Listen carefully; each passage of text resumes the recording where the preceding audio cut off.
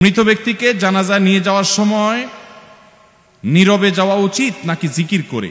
জানাজার পর কবরে শায়িত করার আগে 40 কদম নেওয়া হয়, এর সঠিক নিয়ম কি? দেখুন, এটা আমাদের দেশে প্রচলিত একটা জিনিস যে জানাজার লাশ নিয়ে যাওয়ার সময় 4 জন 4টা খুঁটি কাঁধে নেয়, তো 10 কদম পর পর না যেন 40 কদম পর পর তারা ওই কাঁধগুলো পাল্টায়, ডানালা বামে, বামালা ডানে, সামনেলা পিছনে, এরকম করে, আছে না? এই চরকি দেওয়ার আর এই আপনার রিহার্সাল করার কোনো প্রয়োজন নাই। এগুলো কোরআন হাদিসে কোথাও বলে নাই। যেটা বলছে ওটা আমরা জানি না। সেটা কি? সেটা হলো জানাজা নামাজ পড়লে আল্লাহ রাব্বুল আলামিন ওই ব্যক্তিকে 1 কিরাত পরিমাণ সওয়াব দেয়। 1 কিরাত হলো উহুদ পাহাড় সমপরিমাণ, মানে বিশাল বড়। আর জানাজার পর যদি লাশের পেছনে পেছনে হেঁটে হেঁটে কবরস্থান পর্যন্ত যায় এবং জানাজা অর্থাৎ লাশটাকে দাফন করা হয়, সে পর্যন্ত সে অপেক্ষা করে, তাহলে আল্লাহ তাআলা তাকে আরো 1 কিরাত সওয়াব দান করেন। আমার দেশে দেখবেন জানাজার পরে মানুষ কবরস্থানে কয়জন যায়? একান্ত কাছের কয়েকজন যায়, মানুষ যায় না, জানে না এই সওয়াবটা। তাহলে যেটা হাদিসে আছে ওইটা জানে না, যেটা হাদিসে নাই ওইটা জানে। অর্থাৎ ওই 40 কদম পর পর কাঁধ পরিবর্তন করে, এটা কোনো হাদিসে নাই। আর আমরা অনেকে মনে করি যে লাশ বহন করার সময় কালিমায়ে শাহাদা, মিনহা খালাকনাকুম, আরো অনেক কিছু পাঠ করতে হয়। এই লাশ বহন করার সময় কোনো বিশেষ দোয়ার কথা কোরআন হাদিসে কোথাও বর্ণিত হয়নি। এই টাইমটাতে আপনি নীরবে থেকে চিন্তা করতে পারেন জীবনের বাস্তবতা, আপনাকে এরকম মানুষের কাঁধে উঠতে হবে, সেটা কালকেও হতে পারে, আজকেও হতে পারে, সেটা চিন্তা করবেন, শিক্ষা গ্রহণ করবেন। এটা আপনার ভাবনার সময়, আল্লাহর দিকে রুজু হওয়ার সময়, শিক্ষা গ্রহণ করার সময়। বিশেষ কোনো দোয়ার শিক্ষা দেওয়া হয়নি। আপনি মনে চাইলে জিকির আজকার করেন, সেটা ভিন্ন কথা, কিন্তু কোরআন হাদিসের নামে সেটা বানিয়ে নেওয়া যাবে না। নিজের বাড়ি গ্রামে থাকে ঢাকায়, এমন গ্রামে আসলে কি কসর নামাজ পড়বে কিনা? মানুষের ঠিকানা 2 প্রকার। ঠিকানা কয় প্রকার? একটা হলো স্থায়ী ঠিকানা, একটা হলো বর্তমান ঠিকানা। একটা হলো স্থায়ী ঠিকানা, একটা হলো কি?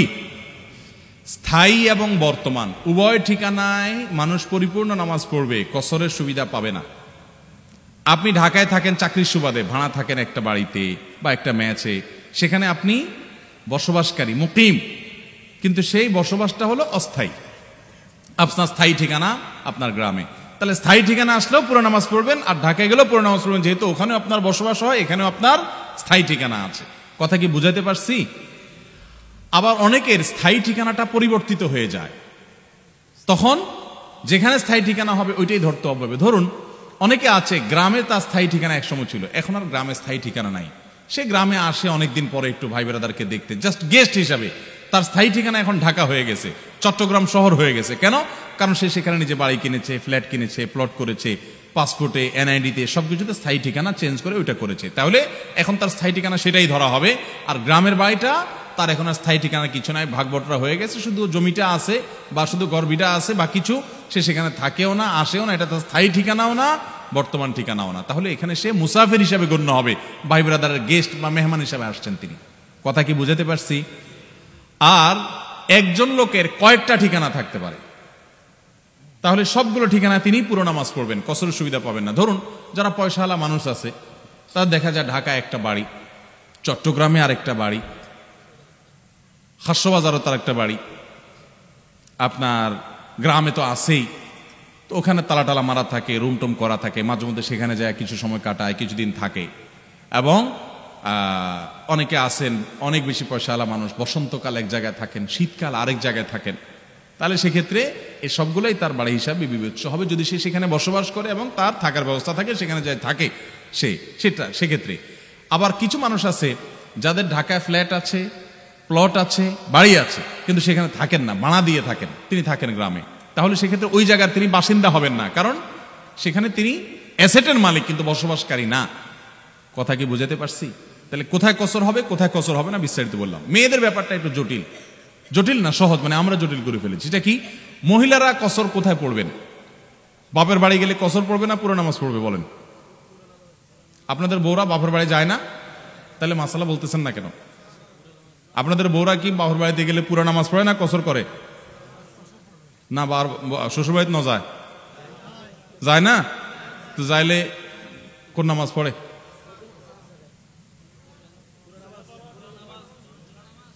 ও বাজি, বিয়ে করছেন না? অনেক বিয়ে করছেন? হ্যাঁ, আপনার বউ পুরো নামাজ পড়ে? ভাই উনি যেটা সত্য সেটা বলছে ভুল। শ্বশুর বাড়িতে মেয়েরা, সরি বাপের বাড়িতে মেয়েরা পুরো নামাজ পড়বে না, কারণ তারা সেখানে বিয়ের পরে গেস্ট হিসাবে যায়, অতিথি হিসাবে যায়। বিয়ের পর মেয়েরা স্বামীর বাড়িটাই তার স্থায়ী ঠিকানা, এটাই তার মূল ঠিকানা। বাবার বাড়িতে তারা অতিথি হিসাবে যান, বিদায় সেখানে তারা কসর পড়বেন, তারা পুরো নামাজ পড়বেন।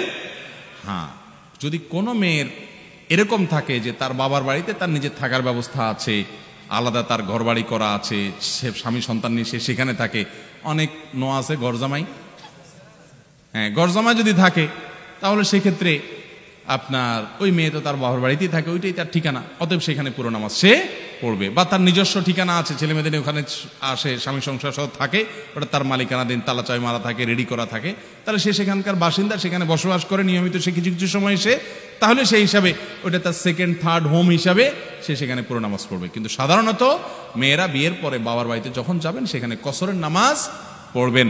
আর জামাইরাও শ্বশুর বাড়িতে যাচ্ছেন সেখানে গেস্ট, অতএব তারা কসর নামাজ। যদি সফরের দূরত্ব হয়, আবার একই গ্রামে বাবার বাড়িতে গেলে যেন আবার কি না হয়, হ্যাঁ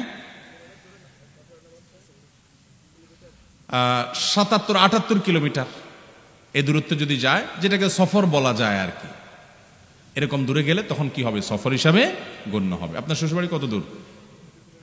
ও এতার লাইনা, দেখছেন বেচারা নিয়ে আপনার হাসাহাসি করলেন অযথা।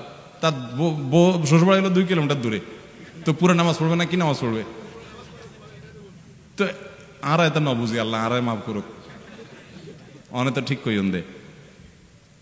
আচ্ছা, তাহলে ওনার শ্বশুর বাড়ি ওই যে 2 কিলোমিটার দূরে, ঠিক আছে, তো 2, 4, 5, 10 কিলোমিটার মধ্যে থাকলে তো পুরো নামাজ পড়বেই, তো সফরের দূরত্ব তো না।